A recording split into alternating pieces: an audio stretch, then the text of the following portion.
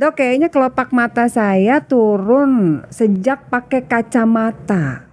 Ngaruh gak sih dok pakai kacamata jadi menurunkan kelopak mata?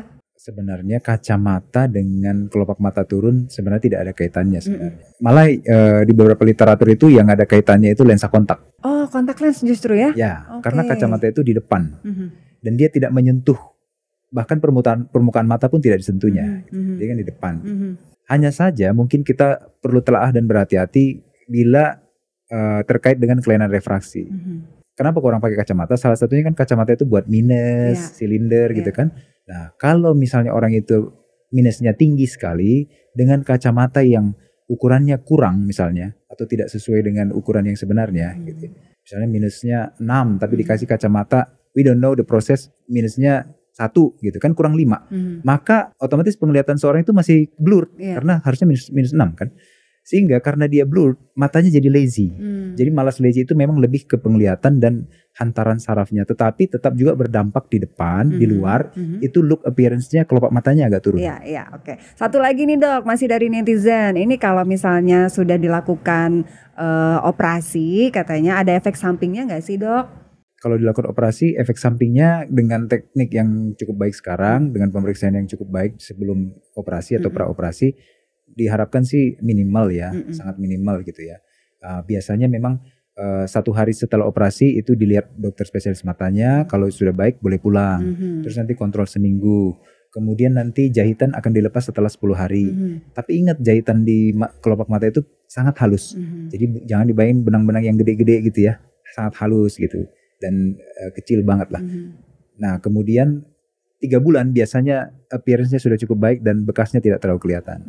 1 bulan kadang-kadang udah baik ya. Nah, jadi kalau ditanya komplikasi biasanya sih tidak terlalu, tapi kadang-kadang memang bisa terjadi yang namanya misalnya lag of thalamus. Ini biasanya pada ptosis-ptosis yang berat.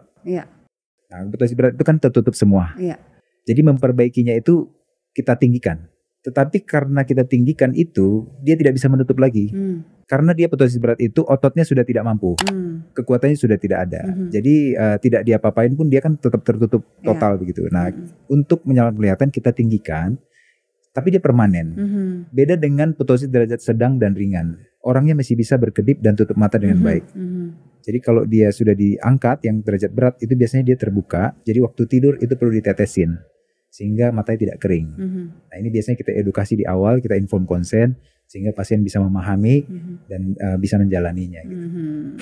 Nah Sobat IMC, jadi kalau Sobat IMC merasa bahwa ini kayaknya setelah ngelihat video ini terutama ya, mungkin selama ini menganggap bahwa penurunan kelopak mata ini dianggapnya biasa, tapi ternyata kan bisa mempengaruhi juga kualitas hidup ya dok ya, mempengaruhi pandangan dan lain-lain. Jadi tidak ada salahnya untuk memeriksakan diri ke dokter. Dan kalau memang Sobat IMC ada di daerah Cikarang ya dok ya, kesini nih bersama Dokter Andreas Surya Anugrah.